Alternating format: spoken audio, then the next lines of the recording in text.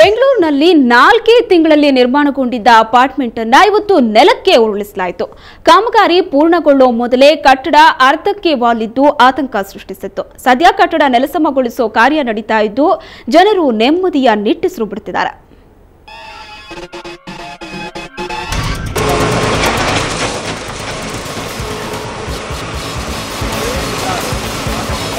ಹೀಗೆ ಧರೆಗುರುಳುತ್ತಿರುವ ಈ ಕಟ್ಟಡ ಎಲೆಕ್ಟ್ರಾನಿಕ್ ಸಿಟಿ ಬಳಿಯ ಶಾಂತಿಪುರದಲ್ಲಿ ತಲೆ ಎತ್ತಿದ್ದ 40 ಕೊಠಡಿಗಳುಳ್ಳ 5 ಅಂತಸ್ತಿನ ಅಪಾರ್ಟ್ಮೆಂಟ್. ಕೇವಲ 4 ತಿಂಗಳ ಅವಧಿಯಲ್ಲಿ ನಿರ್ಮಾಣಗೊಂಡ ಈ ಅಪಾರ್ಟ್ಮೆಂಟ್ ಇವತ್ತು ಕುಸಿದು ಬೀಳುವ ಸ್ಥಿತಿಯಲ್ಲಿತ್ತು. ಇದಕ್ಕೆ ಕಾರಣ ಕಳಪೆ ಕಾಮಗಾರಿ.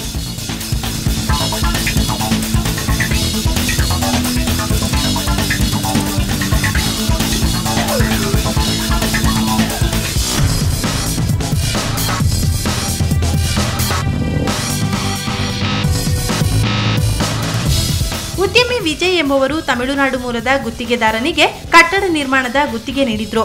ನೋಡುತ್ತಲೇ ಅಪಾರ್ಟ್ಮೆಂಟ್ ತಲೆ ಎತ್ತಿತ್ತು. ನಿರ್ಮಾಣದ ವೇಗ ಕಂಡು ಅಚ್ಚರಿಗೊಂಡಿದ್ದ ಸುತ್ತಮುತ್ತಲಿನ ನಿವಾಸಿಗಳಿಗೆ ಇವತ್ತು ಬೆಳಿಗ್ಗೆ ಶಾಕ್ ಕಾದಿತ್ತು. ಬೆಳಗ್ಗೆ 6:30 ಹೊತ್ತಿನಲ್ಲಿ ಈ ಅಪಾರ್ಟ್ಮೆಂಟ್ ಅರ್ಧಕ್ಕೆ ಬಾರಿ ನಿಂತಿತ್ತು. ಕೆಳಗಿನ ಪಿಲ್ಲರ್ಗಳು ಕುಸಿಯುತ್ತಿದ್ದಂತೆ ಮಲಗಿದ್ದ ಕಾರ್ಮಿಕರು ಗಾಬರಿಗೊಂಡು ಅಗ್ನಿಶಾಮಕ ಸಿಬ್ಬಂದಿ ಪೊಲೀಸರಿಗೆ ಸುದ್ದಿ ಮುಟ್ಟಿಸಿದ್ರು. ಸ್ಥಳಕ್ಕೆ ದೌಡಾಯಿಸಿದ ಅಗ್ನಿಶಾಮಕ ಸಿಬ್ಬಂದಿ ಕಟ್ಟಡ ಹಿಂದಿನ ಮತ್ತು ಪಕ್ಕದಲ್ಲಿದ್ದ ಅಪಾರ್ಟ್ಮೆಂಟ್ ನಿವಾಸಿಗಳನ್ನ ತೆರವುಗೊಳಿಸಿದ್ರು.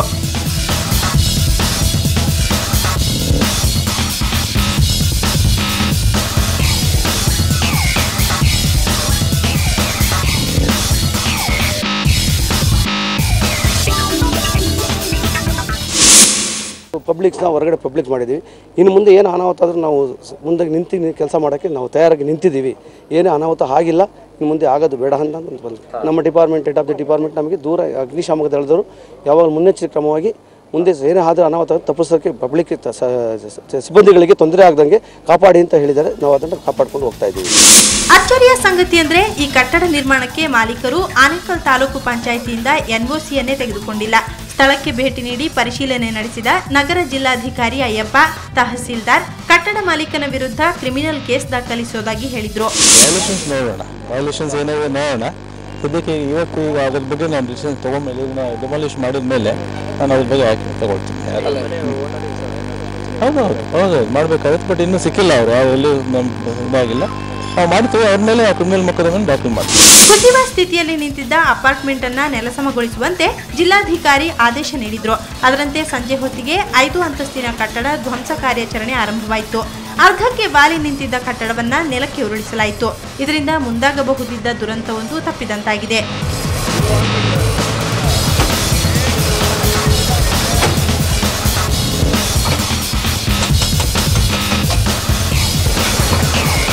ಮಂಜುನಾಥ್ ಜೊತೆ ಮಮತಾ, ಸುವರ್ಣ ನ್ಯೂಸ್ 24/7 ಬೆಂಗಳೂರು. ಪೋಷಕರ ವಿರೋಧದ ನಡುವೆಯೂ ಪ್ರೇಮಿಗಳು ದಾಂಪತ್ಯ ಜೀವನಕ್ಕೆ ಕಾಲಿಟ್ಟಿದ್ರು. ಆದರೆ ಇದೇ ಹೆತ್ತವರ ಕೈಂಕಣ್ಣಿಗೆ ಗುರಿಯಾಗೋಯ್ತು. ಹುಡುಗಿಯ ಪೋಷಕರ ಜಾತಿ ಪ್ರೇಮಕ್ಕೆ ಹುಡುಗ ಬಲಿಯಾದ. ಹೌದು, ದುರಂತ ಪ್ರೇಮ್ ಕಹಾನಿ ಇದು.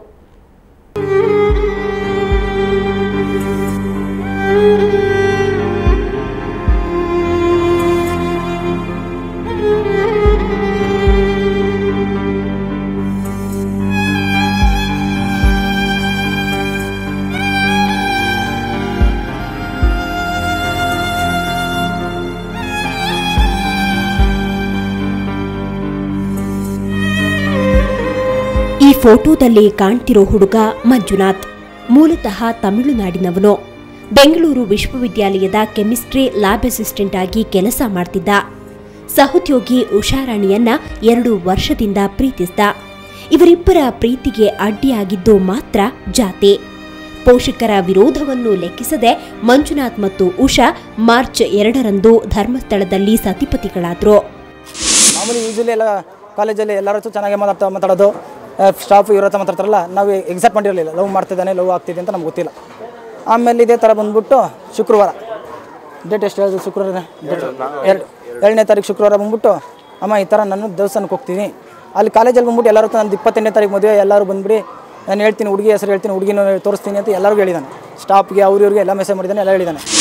ಮಾರ್ಚ್ 3ರಂದು ಬೆಂಗಳೂರಿಗೆ ಬಂದ ದಂಪತಿಗೆ ಗ್ರಹಚಾರ ಕೆಟ್ಟಿತ್ತು. ಉಷಾ ಪೋಷಕರು ಹಾಗೂ ಸಂಬಂಧಿಕರು ಮಂಜುನಾಥ್ನನ್ನ ಹಿಗ್ಗಾಮುಗ್ಗಾ ಥಳಿಸಿ ಉಷಾಳನ್ನ ಕರೆದೊಯ್ದ್ರು. ಆದರೆ ಚಿಂತಾಜನಕ ಸ್ಥಿತಿಯಲ್ಲಿದ್ದ ಮಂಜುನಾಥ್ ಆಸ್ಪತ್ರೆಯಲ್ಲಿ ಕೊನೆಯುಸಿರೆಳೆದ. ಕರೆಕ್ಟಾಗಿ ಹೇಳೋ, ಅಪ್ಪ ಅಮ್ಮ ಎಲ್ಲ ಅಳ್ತವ್ರೆ, ನಿಮ್ಮ ರಿಲೇಷನ್ಗಳೆಲ್ಲ ಅಳ್ತವ್ರೆ, ಏನು ವಿಷಯ ಅಂತ ಹೇಳು ಅಂತ ಹೇಳಿದ್ಕೆ 2 ದಿವಸ ಆದಮೇಲೆ ನಾನು ಅಲ್ಲಿ ಹೋಗಿದ್ದಕ್ಕೆ ಅವರು ನನಗೆ ಹೌದು ಕಣೋ ನನಗೆ ಎಲ್ಲ ಹಿಡ್ಕೊಂಡು ಹೊಡೆದ್ರು.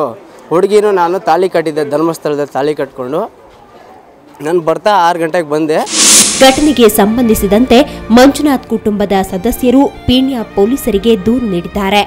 ಒಟ್ನಲ್ಲಿ ಪೋಷಕರ ಕುರುಡು ಜಾತಿ ಪ್ರೇಮಕ್ಕೆ ಮುಗ್ಧ ಯುವಕ ಬಲಿಯಾಗಿರುವುದು ಮಾತ್ರ ದುರಂತ. ದತ್ತರಾಜ್ ಬಡುಕೋಣೆ, ಕ್ರೈಮ್ ಬ್ಯೂರೋ, ಸುವರ್ಣ ನ್ಯೂಸ್ 24/7 ಬೆಂಗಳೂರು. ಪತ್ರಕರ್ತರ ಮೇಲೆ ವಕೀಲರು ನಡೆಸಿದ ಪ್ರಕರಣದಿಂದ ಉಂಟಾಗಿರೋ ಸಂಘರ್ಷದ ವಾತಾವರಣ ತಿಳಿಗೊಳಿಸುವುದಕ್ಕೆ ಚಿತ್ರದುರ್ಗದ ಮುರುಘಾ ಶ್ರೀಗಳು ಮುಂದಾಗಿದ್ದಾರೆ. ಸಾಮರಸ್ಯ ಕಾಪಾಡೋ ಬಗ್ಗೆ ತಿಳಿ ಹೇಳೋದಕ್ಕೆ ಇವತ್ತು ಶ್ರೀಗಳು ನಿರಶನ ನಡೆಸಿದ್ರು. ಈ ಮಧ್ಯೆ ರಾಜ್ಯಪಾಲರನ್ನ ಭೇಟಿಯಾದ ಗೃಹ ಸಚಿವ ಅಶೋಕ್ ಸಂಧಾನದ ಬಗ್ಗೆ ವರದಿ ನೀಡಿದ್ರು. ಸಂಘರ್ಷ ಸಾಕು, ಸಂಧಾನ ಬೇಕು. ವಕೀಲರು, ಪತ್ರಕರ್ತರು, ಪೊಲೀಸರಿಗೆ ಶ್ರೀಗಳ ಸಲಹೆ. ಸಾಮರಸ್ಯ ಕಾಪಾಡುವಂತೆ ಮುರುಘಾ ಶ್ರೀಗಳ ಮನವಿ. ಮುರುಘಾ ಶರಣರಿಂದ ಸಾಂಕೇತಿಕ ಉಪವಾಸ. ಸಂಘರ್ಷ ಸಾಕು, ಸಂಧಾನ ಬೇಕು. ಇದು ಚಿತ್ರದುರ್ಗ ಮುರುಘಾ ಮಠದ ಡಾಕ್ಟರ್ ಶಿವಮೂರ್ತಿ ಮುರುಘಾ ಶರಣರ ಸಂದೇಶ. ವಕೀಲರು, ಪತ್ರಕರ್ತರು ಮತ್ತು ಪೊಲೀಸರ ನಡುವೆ ಸಾಮರಸ್ಯ ಮೂಡಿಸುವ ಉದ್ದೇಶದಿಂದ ಶರಣರು ಬೆಂಗಳೂರಿನಲ್ಲಿಂದು ಸಾಂಕೇತಿಕ ನಿರಶನ ಕೈಗೊಂಡರು.